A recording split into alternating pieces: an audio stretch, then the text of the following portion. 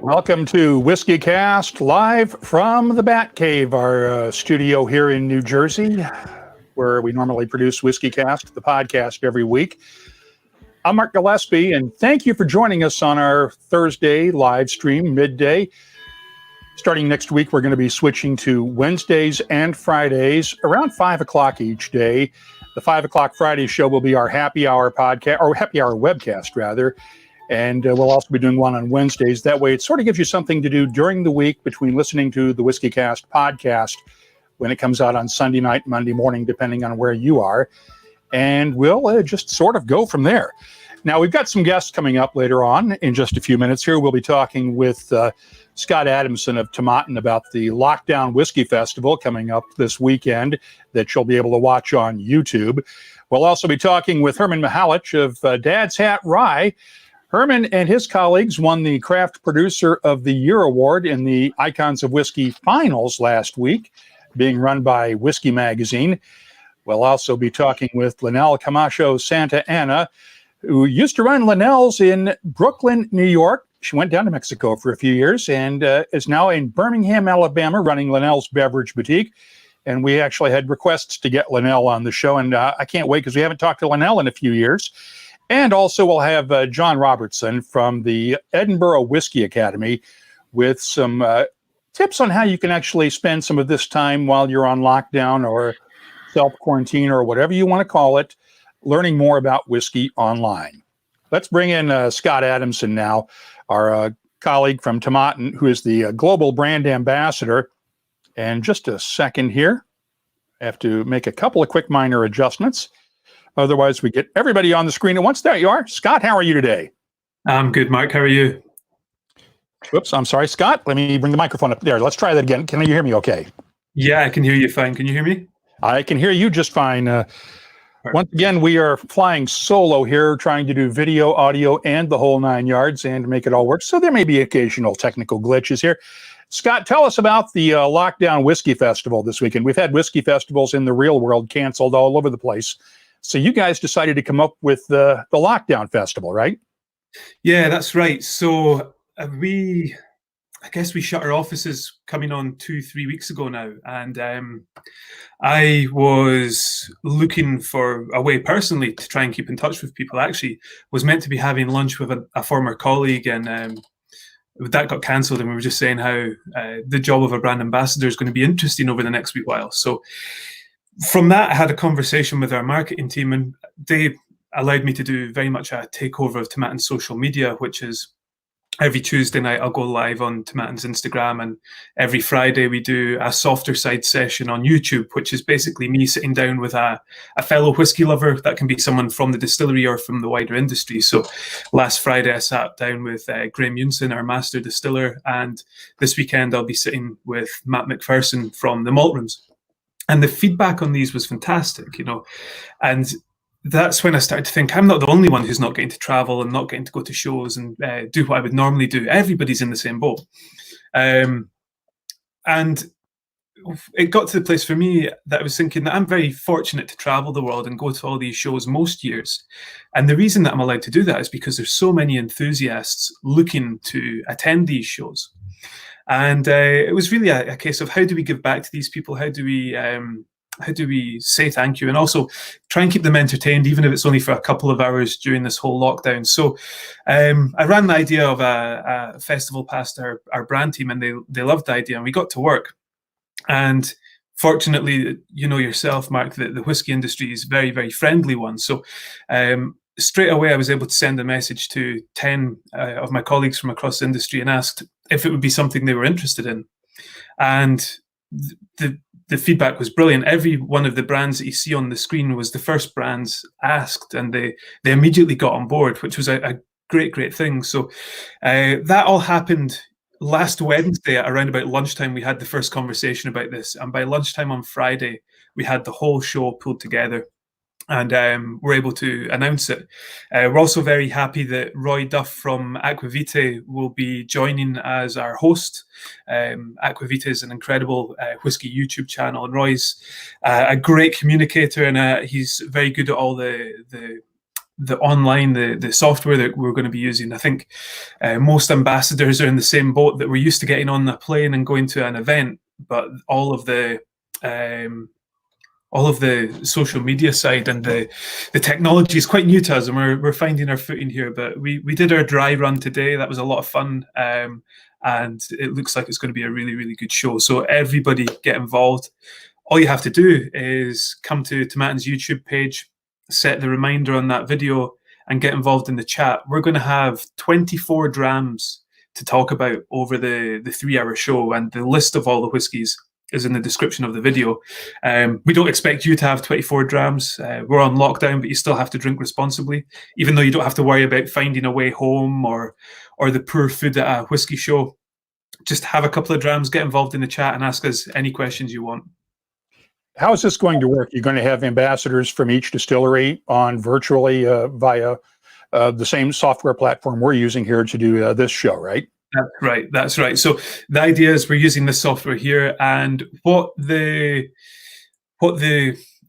guests of the show will be able to see is very much what you see here. It'll be Roy Duff on one side and a brand ambassador on the other side, and then every brand's going to get around about a 15-minute time window. Roy will be asking his own questions, but he'll also be asking questions from the chat and bringing people in. So he's our virtual punter, if you want. And over that 15 minutes, we'll introduce a couple of whiskies from our respective ranges. So we've got 12 ambassadors all told. I want to make sure that, because we've had a couple of comments that people couldn't hear us out in the real world, and I want to make sure that everything is working here. But let's just talk about some of the other, let's talk about what's going on at the distillery, Scott. What's going on at Tomatin these days? Are you one of the distilleries producing hand sanitizer? Are you guys shut down completely? What's going on? Yeah, not a lot's going on at Tomatin at the moment. So a few weeks ago, we decided to close the offices so that all office staff would work from home. And we shut the visitor centre down as well. And then last week, I'm sure you're aware of the situation. I'm not entirely sure how the viewers will know about the situation in the UK. Last Monday, the UK was effectively put on lockdown. So we're only really allowed to leave our houses for essential work, to get the shopping and for one piece of exercise a day. So we took the decision to ramp down production at the distillery and safely shut everything down. We were already planning in a 2-week Easter shutdown, as we do every year. But as of last Friday, all operations at the distillery, from production to warehousing, shut down. A couple of things feeding that: the bottling halls had to shut down, so we couldn't get our liquid down to the bottling hall and then onto the market. And secondly, we couldn't find a way to, especially on the warehousing side. In production, it's okay. You've got one mash man, one stillman, and they're very far away. But that then feeds into the filling store and then into the warehouse. And with the loaders and the way our warehouses work, it was difficult to find a way of implementing social distancing and that 2-meter distancing. We're also in a unique position as well, Mark, where, and I'm not sure if you've been to the distillery before, have you? I've been by the distillery, but I have not actually stopped to visit. I've been by on the A9 many times. A9. Yeah. It's always a case of where I've not always been in control of my own agenda, so I could stop by. Yeah, well, next time when everything goes back to normal, you'll need to come over. But we're in a unique position where 80% of our staff live on site. There's a small village of 30 houses right next to the distillery. So we need to take the decisions that are best, not just for our staff, but for the community that live there. So it didn't make sense to have everybody going into the distillery to keep working. And on the hand sanitizer thing, we're not doing that. The reason for that, there's a few reasons. We're starting to get a shortage of the raw materials that we need to add to the spirit. One of the biggest shortages is the containers that you would deliver the sanitizer in. That's a real problem. But also the strength of alcohol preferred for the hand sanitizers, we believe, is above 80%, and we're a malt distillery, so we're at our best, we're hitting about 70% alcohol. So what we're seeing in the UK is a lot of the larger grain distilleries, or some of the gin distilleries who have grain neutral spirit on site, they're making hand sanitizer, and all credit to them. But it's just not something that we're able to do either effectively or in a way that's safe for the guys that work on site. We have a comment from Dave Kuhn about the Lockdown Whiskey Festival. My wife's going to love me waking up at 9 a.m. in Atlanta and drinking a couple of glasses of whiskey, LOL. Yeah. Again, we want to encourage everybody who's taking part, not only in the Lockdown Festival, but anything else whiskey related, to please be responsible about this. And just because we're all home doesn't mean we can go nuts, gang. No, but you can enjoy. And I suppose it's better than going to bed at 9 a.m. after a couple of whiskeys. So I got to ask, and you may not be the right person within Tomatin to ask this, but how affected were you guys by the U.S. single malt tariffs on your U.S. exports? It's hard to say really at the moment, because we've not got a full calendar year under a belt to really reflect how the sales have been impacted.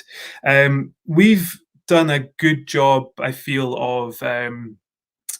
of minimizing the impact by controlling our pricing into the market.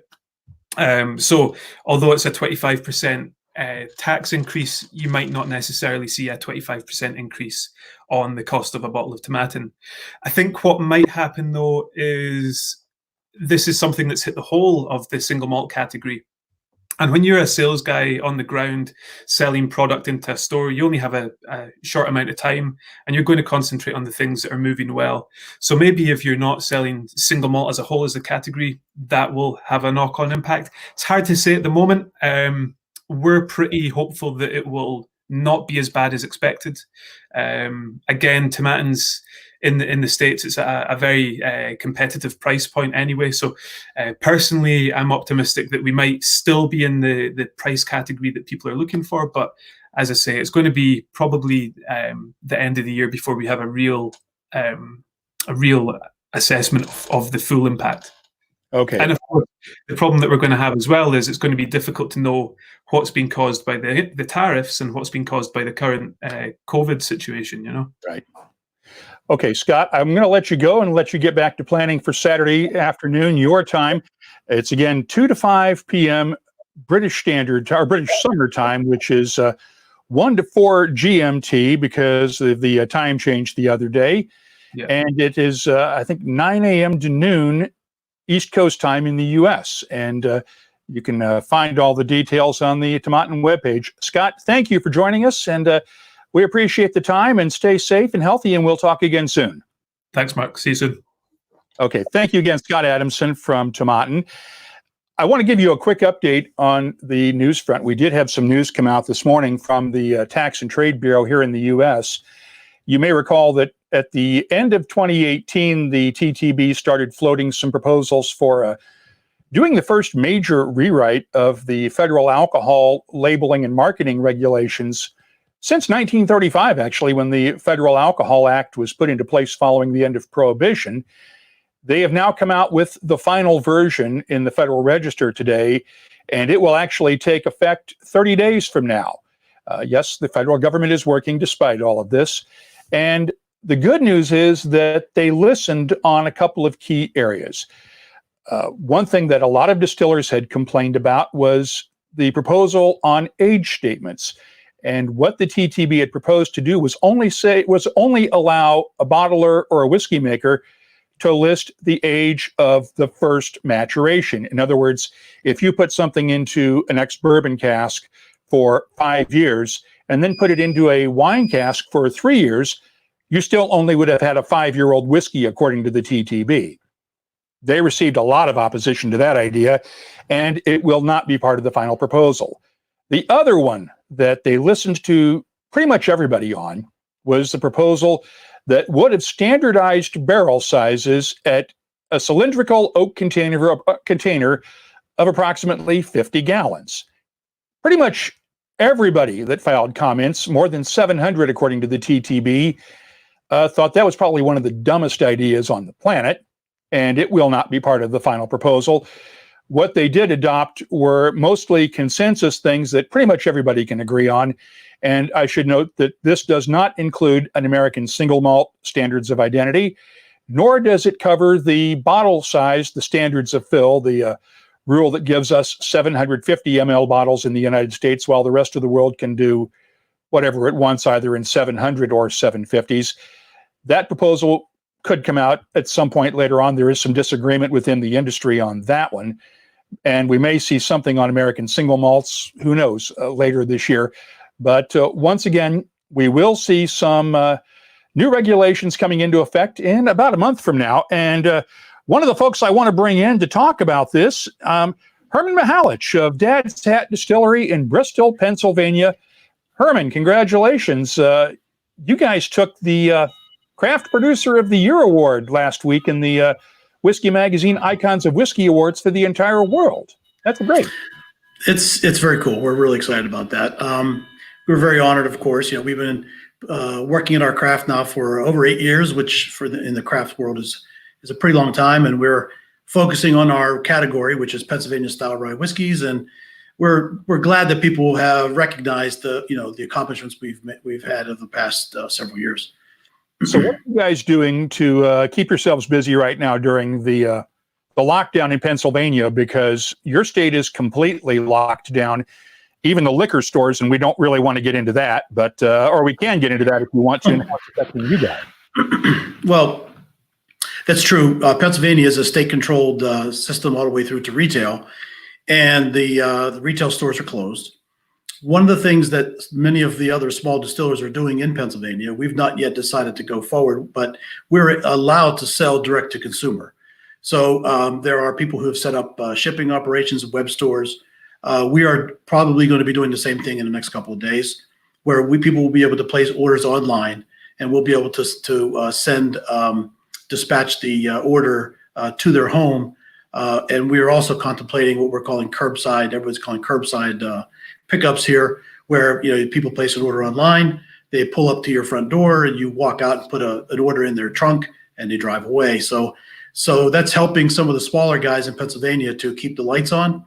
We're contemplating the same thing because there's nothing else for us to do. As the case for Tomilton, we're a whiskey maker. We don't have the stills required to make the highest proof alcohol necessary to make hand sanitizer. So some of our fellow distillers in Pennsylvania are making hand sanitizers. So, but we're not really set up to do that. So I've been working through the Pennsylvania Distillers Guild to facilitate that. We're trying to distribute the work across distillers who are well equipped to do it, helping with some of the procurement issues. As was mentioned before, right now, believe it or not, plastic bottles are short. They're ones that are needed for dispensing. So, we're keeping busy on those items and contemplating what we're going to do when this thing lifts. Are you producing right now, or did you shut everything down completely? No, we're down. We're completely shut down. We're with the distancing issues and so forth. We're if we do go to a point where we're shipping to consumers, we will have one or maybe two people at a time at the site. We're going to have one person come in the morning, pre-package everything, another person in the afternoon who's there for dispatch, and try to keep the really skeleton crew minimum possible. Let's talk about this Whiskey Magazine Icons Award. There wasn't the usual awards dinner in London that they normally hold right on the eve of Whiskey Live London because of the COVID-19 crisis. What were you doing when the word came out on social media the other day? We were buttoning up the distillery. Unfortunately, I wasn't able to watch it in real time. John Cooper, my business partner, and I were spending that morning sort of battening down the hatches. We had an issue with our boiler we had to tighten up, and a few things like that. We wanted to make sure everything was shut down, safely, and the site was safely ready to mothball. So that was what we were busy doing. We didn't learn until a couple hours after the fact. So it was a nice surprise for us. From what I understand, they have rescheduled that banquet for at some point in August. Assume that they have not rescheduled Whiskey Live London yet, so I don't know if that's going to change or not. But perhaps there will be a banquet at some point that you can go and pick up that award, or maybe even more likely just have it shipped to you guys in Bristol. Yeah, unfortunately, the timing is funny because I'm going to be in Scotland. I have a dear friend and one of our investors, his daughter's getting married. We're going to their wedding, and looks like my current schedule is to fly home the day of that dinner. So I may be able to change my plans, and I hope I could because that would be fun. But I'm not sure yet. And certainly in today's environment, it's hard to do much planning. Yeah, and you may not even be able to go to that wedding in Scotland, depending on how things go. Yeah, I hope things clear up by then in August. Yeah. Now, I mentioned the TTB deciding to pull that barrel size restriction out of the current Title 27 regs. What was your take on that? Because I know you guys have been working towards filling full-size barrels over the years, but started out in those smaller barrels that would have been declared illegal. Well, we are still filling 15s. Our 90 proof, what we call our classic rye, is still aged roughly 8 to 12 months in a 15-gallon barrel. So we've not been able to discontinue that because it's been selling quite well. And we've not, 5 years ago when we were filling 53s, we weren't filling them in a high enough rate to be able to displace all of our business at once. We are currently, as of next year, our 4-year-old whiskeys, 4 and 5-year-old barrels, the numbers will start increasing. So we'll be able to start moving more and more of our business into our straight whiskey. So our straight whiskey, our green label straight whiskey now is a minimum of 4 years old. All the barrels we're pulling are at least 4 years old for our straight rye. And those are 53-gallon barrels that were filled in 2014, 2015. Well, I want to let you get back to relaxing, and I want to thank you for joining us. Once again, congratulations on the award, Herman. It's very highly deserved. Oh, well, before I let you go, I know that because you and I have run into each other over in Europe a couple of times at some of the events over there. How did the European tariffs affect you guys? They basically took our business out from under us completely. We find for the first time since 2018, we just received an order and shipped an order to our importer in France, La Maison de Whiskey. And that was the first order since 2018. And they literally did it because they were completely out of inventory. So the sales had really slowed down. We were growing at a nice clip until those things hit. So we're hopeful that by keeping our foot in the door, when things clear up, we'll be able to restart. It's been difficult. I was hoping to use Whiskey Live in London as a way to reconnect with the UK because it's really been difficult there for us. So we'll see what happens, but it's been slow, but we're hopeful that once all this clears and if the tariffs go away, we've been able to keep our foot in the door. And particularly with our straight whiskey now, when we started, we didn't have a straight whiskey. So our whiskey that's being sold less than 3 years old just says Pennsylvania rye. We're not allowed to use the word whiskey on the label. But our straight whiskey is it's over 4 years old, and we think it will be received very well once people get a chance to reacquaint themselves with it. Okay, I want to thank you again for joining us, and hopefully, I know the whiskey show in London at the end of September that the Whiskey Exchange puts on is still on as of now, and perhaps we might see you there as well, Herman. Can I add one comment on the TTB regs, please? Of course. Yeah, one of the things that did come out that a lot of people are, I think, on the consumer side might be overlooking, but for the distillers is a nice change, is the proofing standards. The proofing window for spirits was very, very tight. And a couple of years ago at a combined meeting between the Distilled Spirits Council and the people from the TTB who come every year to talk to us and meet with us they were pointing out that they tested bottles off the shelf, and over 30% of them tested outside the very tight range of proof that we were allowed at the time. And so I pointed out to them that their range was so tight, it was, even for the big guys, it was hard to match.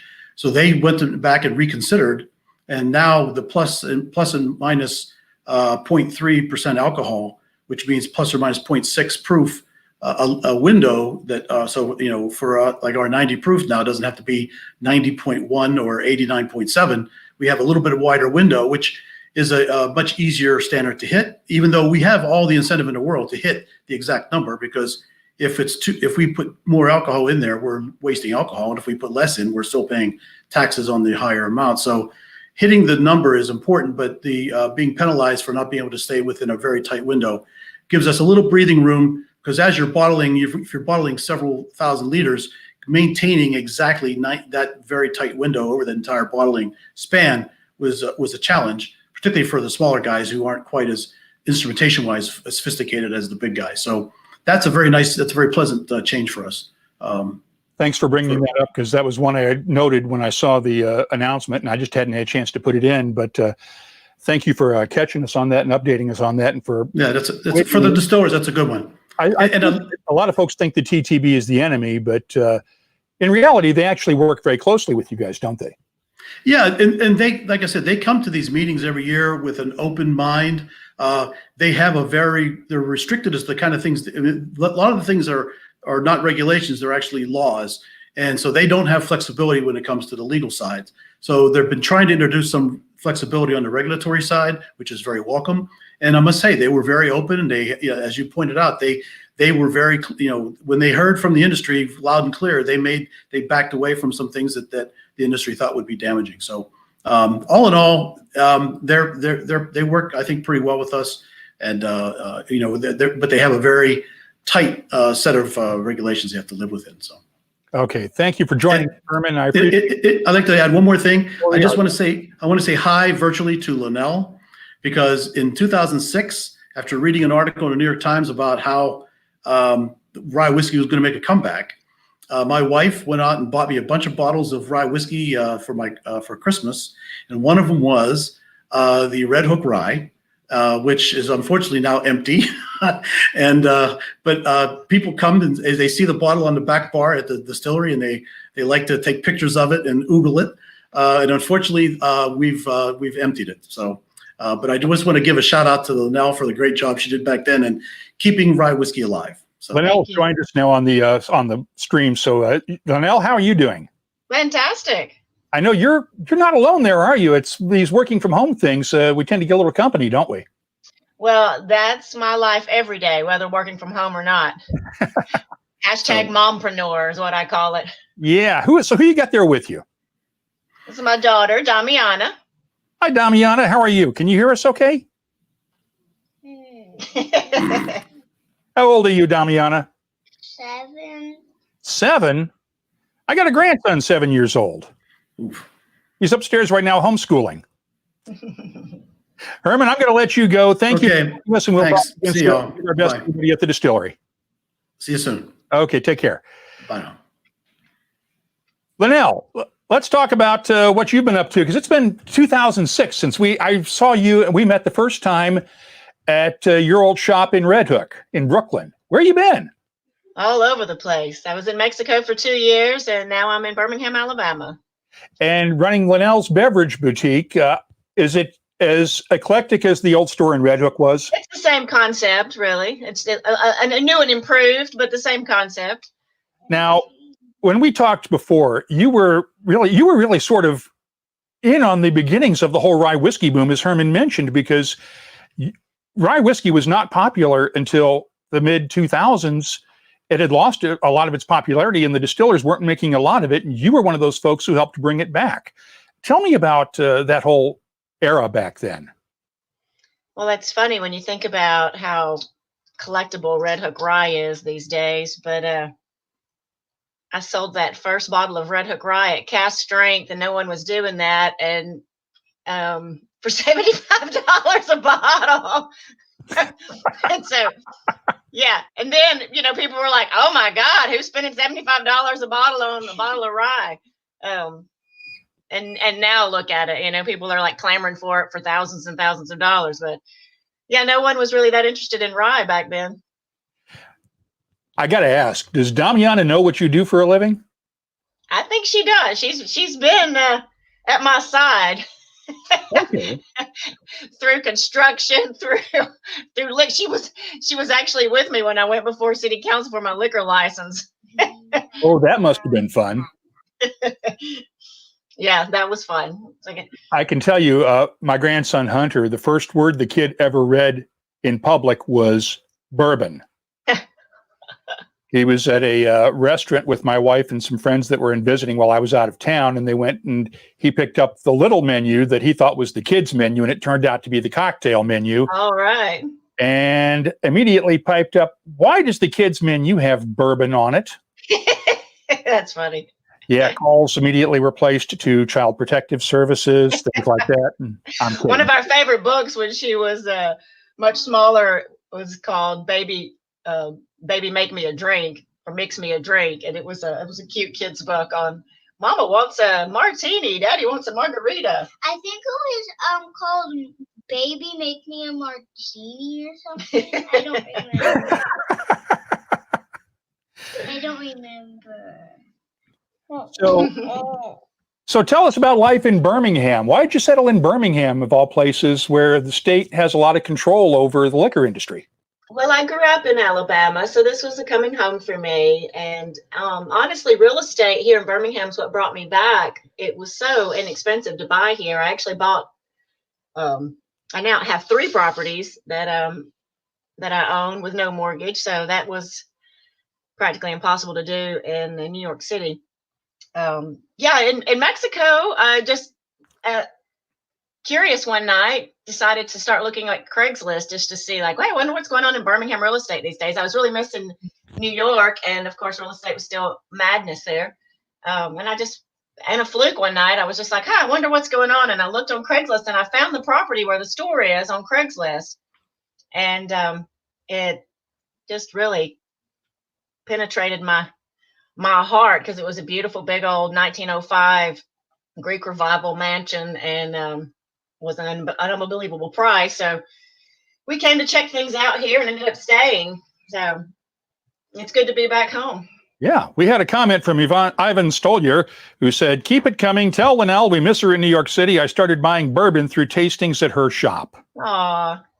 Well, I miss New York too. I'm still a New Yorker at heart. I always will be. And you never know, maybe someday I'll be back in New York. Phyllis Ferguson, Phyllis in Birmingham, Alabama, listening for Linnell. Yeah, she's one of our whiskey women of Alabama. She went with me. We took a group of 10 women up to Kentucky just recently, last month, and we picked a special Woodford that's coming this summer. We're calling it the Woodford of Women Pick. Cool. Or Women of Woodford Pick. What are the whiskeys you're drinking these days? I laugh when people ask me this, because I'm really probably drinking more gin than I am whiskey these days. I still love whiskey, of course, but I've really slowed my drinking for sure, being a mom.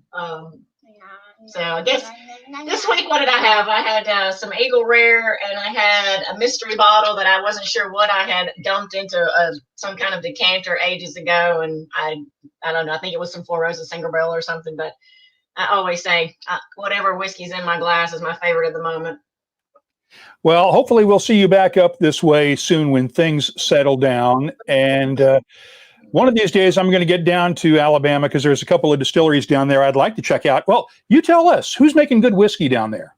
Seth Datling of the Biggest Gambia Spirits is doing amazing whiskey, and he's a great guy. I've really enjoyed getting to know him, and I'm looking forward to doing something with him someday. Maybe we can do a project together. He's got a 4-year-old bottled in bond that come out this past year that is quite impressive. I think Veach just did a little feature on him. Those of y'all following Michael Veach is Whiskey World. He's really making the best whiskey here in Alabama. You know, people are playing around with whiskey at other distilleries, but Seth's the real deal. Did you have any issues with moonshine down there at all when you were growing up? No. I mean, you know, people always had a mason jar with something that they had to throw some peaches in or something to make it palatable. But nah, I don't remember growing up around any of that. You know, there was more granny thumping off some wine made from Thompson seedless grapes more than moonshine. Okay, Linnell, hey, it is great to talk to you again. It has been way too long. And I want to thank at Rarebird101 on Twitter, because he was the one, when I put the call out yesterday saying, who would you like to see on the webcasts? And he came up and first thing he said was, I want to see Linnell. I haven't heard from him in ages. Well, thank y'all. I don't do a whole lot of interviews these days, and it has been ages since I've seen you, Marty. It was funny. You remember the day of like following me around the store with a microphone. Lord, how technology's changed, right? Oh yeah, and I remember the cat was there at one point. Whiskey Kitty, yeah, my little the bathtub with the claw feet and everything. I still remember that. Yeah, we have another tub full of gin in this store too, and we still have that same beautiful big wooden bourbon cabinet. So all that furniture followed me to Mexico and then came back to the States. Linnell, it is great to talk to you. Damiana, it's great to meet you. And take care of your mom for us, okay? Because your mom's a treasure, and we don't want anything to happen to her. All right, y'all keep breathing deep, and we'll survive all this challenge. Yep, the good Lord willing, and the creek don't rise. All right, love y'all. Bye. Take care, Linnell. We'll talk soon. I have a bit of a sadder note that I do want to talk about for just a second here. Mike Walsh up in the Boston area is a longtime listener to the show. And Mike, every time I'd go up to Julio's Liquors up in Westboro, Massachusetts, just outside of Boston, for an event or a tasting, last time I saw Mike was at the Julio's Whiskey Weekend, or the Whiskey Roadshow back last November. And we'd always talk when I went up there. Well, Mike is hospitalized this week. He was diagnosed with COVID-19. His wife, Sherry, has put out the word on Facebook and getting thousands of responses from his friends and Facebook friends and people around the country. And Mike's on a ventilator right now and doing the best he can to try to fight this damned virus. And Mike, I don't know if you're able to see this or if somebody can play it back for you on video or on a phone or something, but Mike, know that we are thinking of you.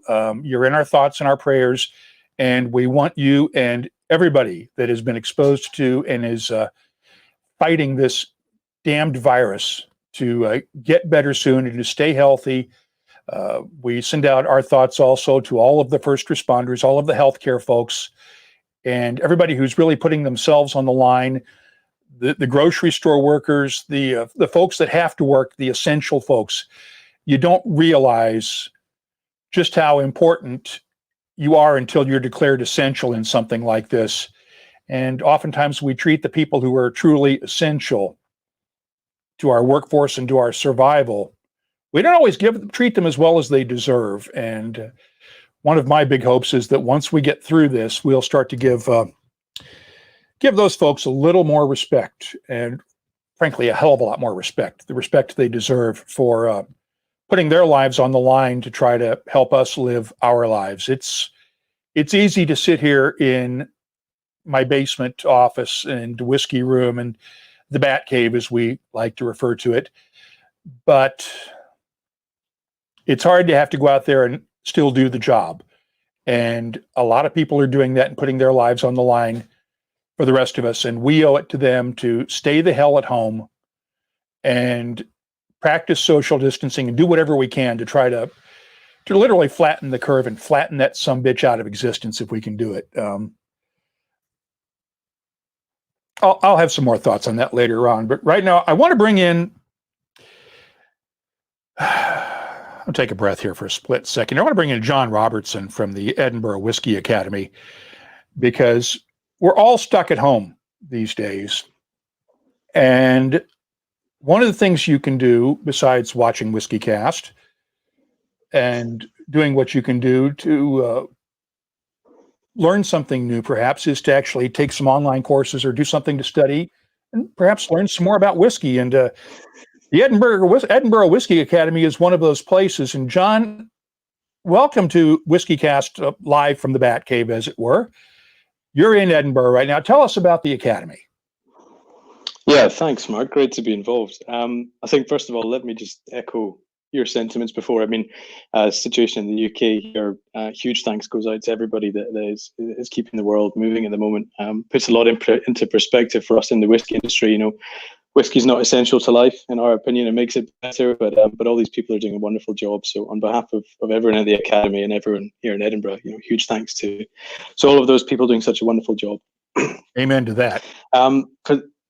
Yeah, absolutely. In terms of the Edinburgh Whisky Academy, so absolutely, the Academy was set up in 2015 by our founder, Kirsty McKerrow. Now, Kirsty and her family are steeped in Scotch whisky industry history. Her forefathers established the McKinley's Scotch whisky blend. Her was a former CEO of Glenmorangie, and Kirsty herself was she was a brand ambassador for Glenmorangie and Ardbeg in the Nordic regions. And I think it was during this time that Kirsty realised that there was a real need for an enhanced standard of whisky education globally, not just for professionals but also for the consumer. So she established the Academy in 2015. And since then, we've been offering our flagship diplomas in whiskey, so single malt whiskey and the art of tasting whiskey. But we're also been offering our increasingly growing online offerings as well, which are more foundational online certificates in single malt whiskey and Scotch whiskey, and moving into things like the flavour of whiskey and how it interacts with the body to get the most out of the drink and the olfactory system, and really how you can appreciate the whiskey in your glass to the best possible extent. So since that time, we've we to many have become the go-to whiskey education provider for both consumer and industry, and we're really proud that we're able to offer people across the world independently certified education, brand neutral whiskey education, which means that we're not affiliated to any particular brand. And that allows us to really explore and educate on the nuances of the product, everything from the history of the industry to the business and the market it operates in, the production, raw materials, bottling, how Scotch whisky compares with world whiskies. And of course, what we deliver for clients and candidates has been developed by, written by, and is delivered by whisky industry experts. So people who have spent the majority of their careers, if not all of their careers, at the heart of the whisky industry. So candidates, whether they are face-to-face with us in Edinburgh or whether they're online, they're getting information direct from the people who are responsible for creating this wonderful liquid. And we're really excited to see how, in particular, we can take our online offerings further afield as the industry continues to grow. And these offerings are actually accredited by the Scottish government, right? So they're certified by the Scottish Qualifications Authority, which is the examination body in Scotland. So they're responsible for all school level education, university level education, and it was really important when Kirsty set up the academy that everything was certified to this level. It puts a big responsibility on our shoulders to make sure that the information that we're teaching remains to the highest possible standard and also relevant to the industry as it evolves. But it sets us apart as well because we have to maintain those standards, and we have a body looking over our shoulder to make sure that we are delivering the best quality of whisky education to consumers, not just in Scotland, although it's a Scottish authority, but across the world as well. So it really means something to us, and it means something to a lot of the clients and candidates who join us as well. So we're very proud to have that certification. Give me a sense of what one of the introductory classes might cover. What would somebody learn online through one of these courses? Yeah. So the flagship online course is our Introduction to Whisky certificate. And that really is a reflection of our main diploma, which is in single malt whisky. So that really covers everything from the history of whisky, looking back to how it was first established, the myriad of challenges and good fortune that the whisky's come through over the centuries.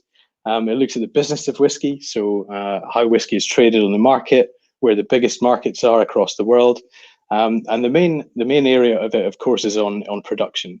So that's looking at the raw materials that go into whiskey, the production process, so how we take it from the barley field through to the barrel, the maturation process, so how wood influences new make spirit and all the nuances and tunes we can play with that.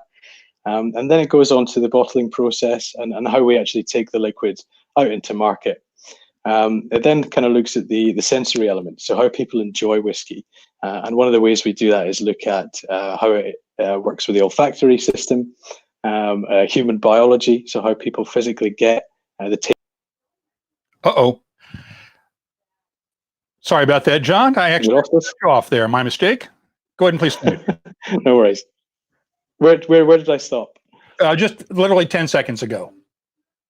Okay, let's rewind a little bit. I think we were probably on production there. So yeah. So the main bit of the online certificate looks at production. So that's everything from the raw materials, how they turn the raw materials from the barley field through the production process into maturation, the influence of wood and oak on whiskey, And then into how we get the rich flavors and aromas we do from all the different types of whiskies that are out there, and how they interact with the kind of human olfactory system. From there, it's looking at comparing Scotch whisky with world whiskies. So what are the differences? How do the different production techniques and maturation climates affect whiskies and how we enjoy them?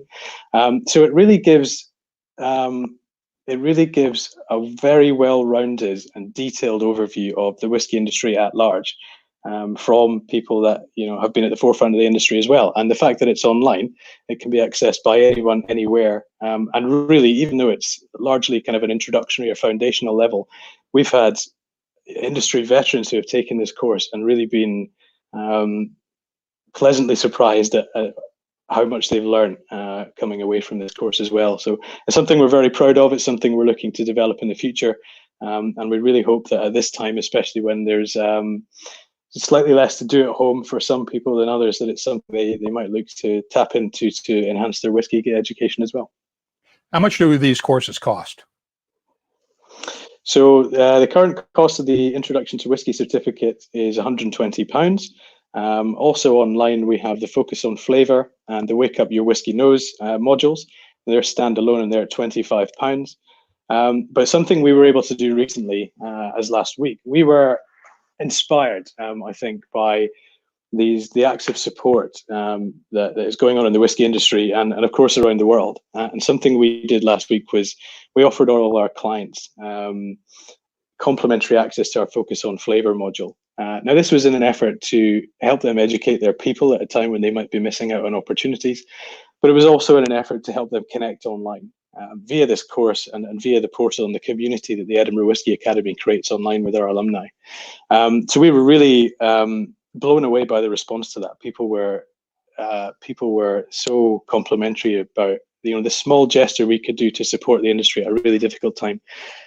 So next week across all of our courses, online and in person, we'll be coming out with some more offers that we hope will be able to help whiskey industry professionals and consumers who are stuck at home at this difficult time to brush up on their whiskey education and also connect through a shared love of whiskey. We had a quick question in our chat area. Certificates attached to courses. So do you earn the certificate by completing the course, or is there a separate exam? How does it work? So the online courses, you complete the course and then you receive the certificate. So you can either download that out and put it on your wall, or if you like, you can contact us and we'll send you a certificate. Which I've got a couple up on my wall at home. They look fantastic. The actual diploma courses, they're followed up by formal examinations. So at the end of the 1-day course or the 2-day course, depending on which diploma you're taking, there's an examination that's under Scottish Qualification Authority conditions. So it's kind of very serious, very strict.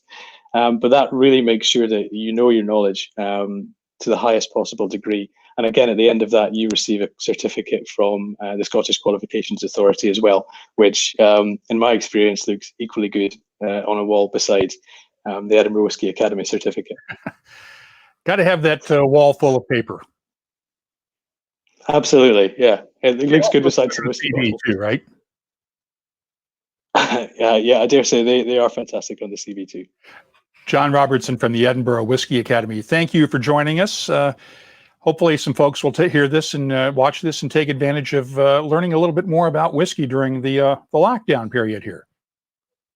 Thank you. Well, as I say, keep your eyes peeled for what's coming out next week, and we really hope to be able to help people at this time, but also in the future as well with their whiskey education. So thank you very much, Mark. Thanks for joining us and stay safe. We'll talk again soon. You too.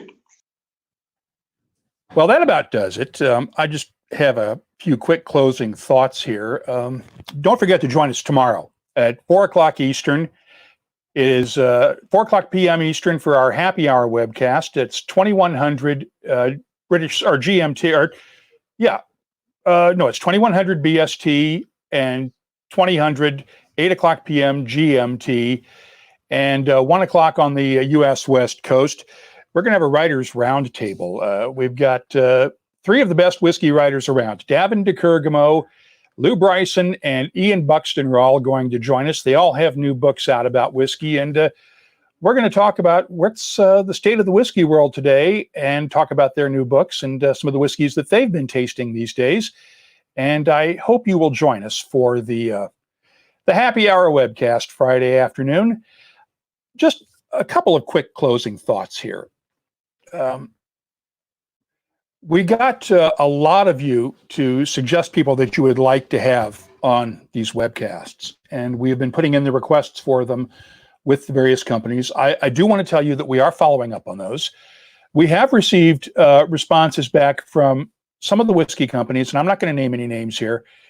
They've said that they would prefer that their folks, their distillers, their blenders, stay kind of low profile for now and stay under the radar. They don't want to be seen as trying to be out there promoting their products and their whiskeys heavily during this time of crisis. And I understand and respect that completely. So if you don't see your favorite blender or brand ambassador coming on one of these webcasts, know that we have requested them, but that the companies have decided that they would prefer one, to keep those folks busy producing whiskey if they can, hand sanitizer if they can't make whiskey, and otherwise they would like them to sort of just keep a low profile and not be seen like they're trying to capitalize on this situation. And frankly, I understand and respect that completely. I will tell you that one of the reasons we're doing these webcasts, in addition to trying to provide you with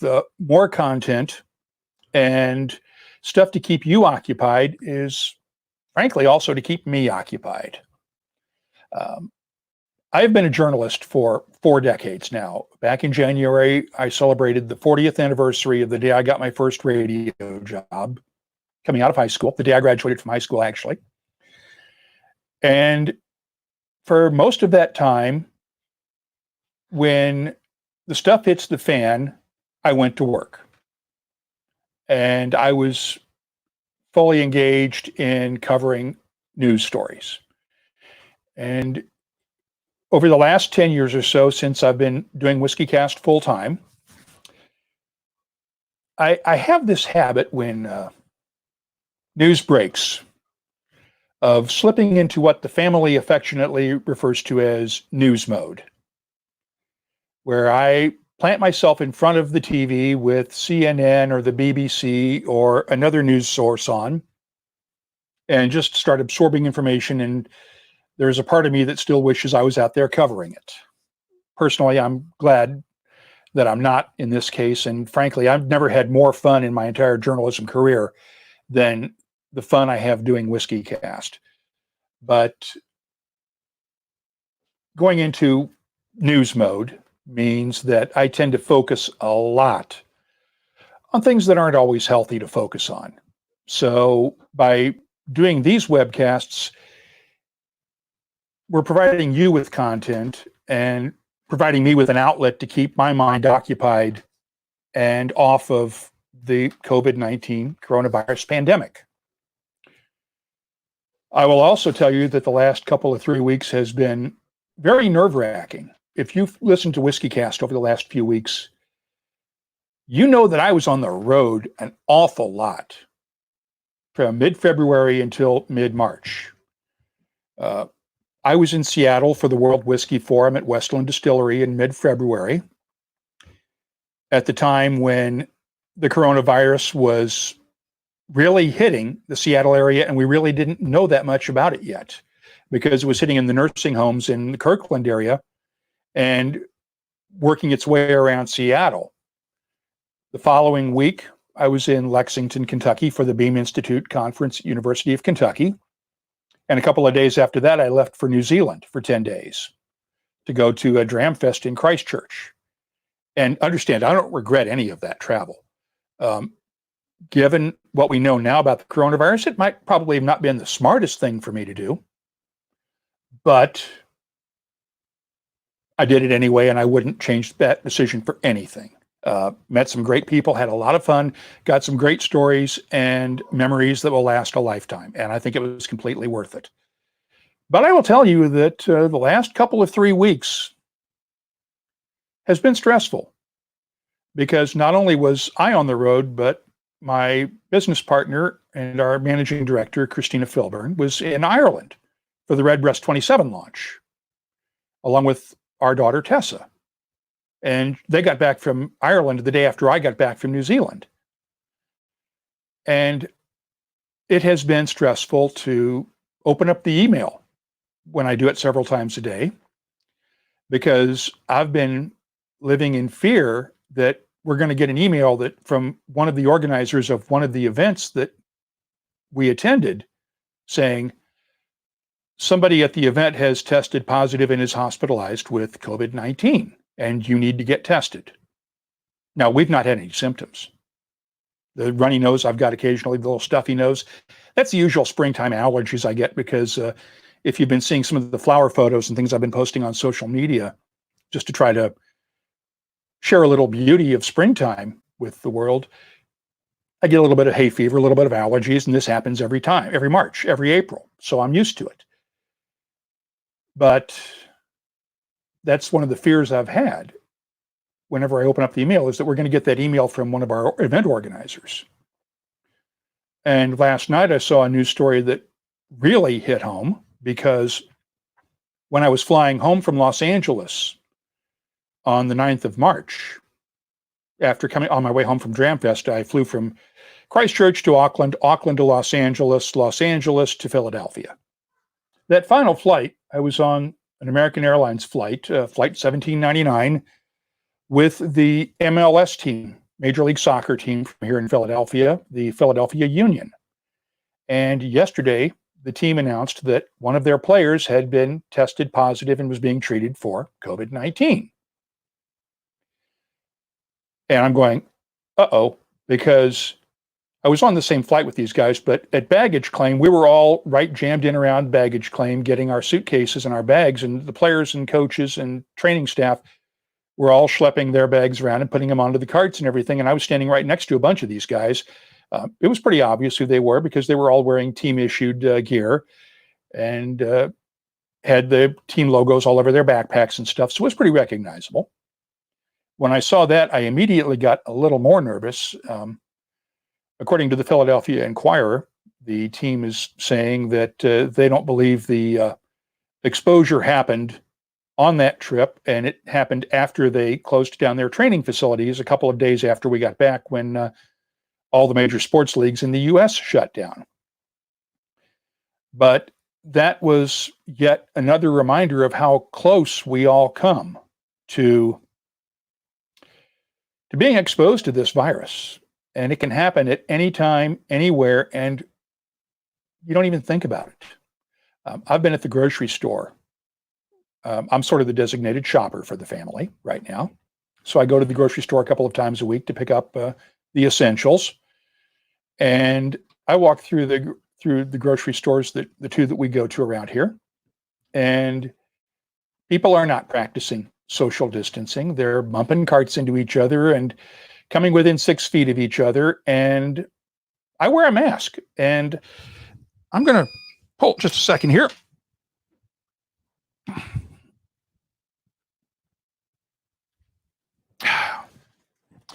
Sorry about that. I should have pulled this over before. I didn't think I was going to do this, but let me put the earpiece back in so I can hear myself here.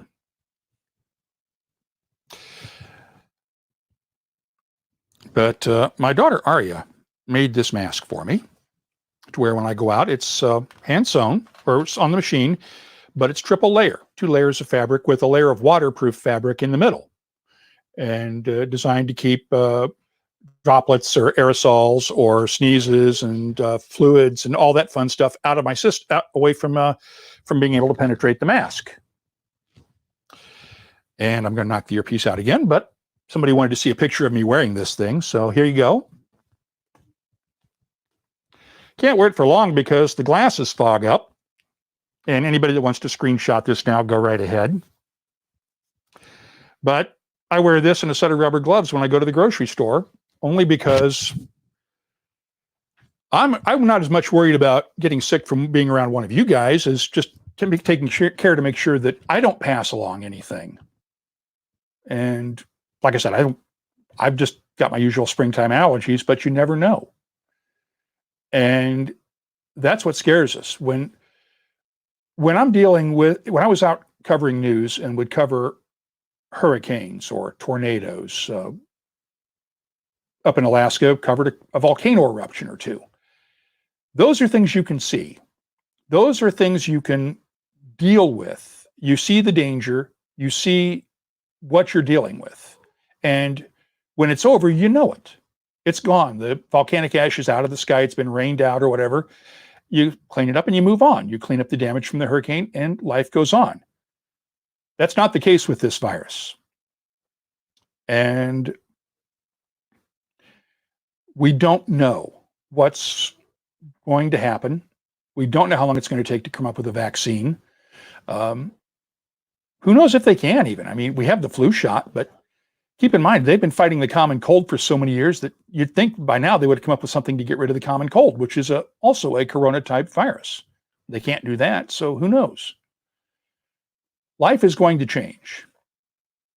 And yes, as Scott said, or as John said rather, whiskey is not an essential part of life. But for those of us who love the world of whiskey and the whiskey fabric, it is an important part of our lives. And for me, it's a job. It's also a passion. Believe me, there are a lot of things I could do outside of this, but I choose to do this because I have so much fun and I meet so many great people, including many of you who are watching this.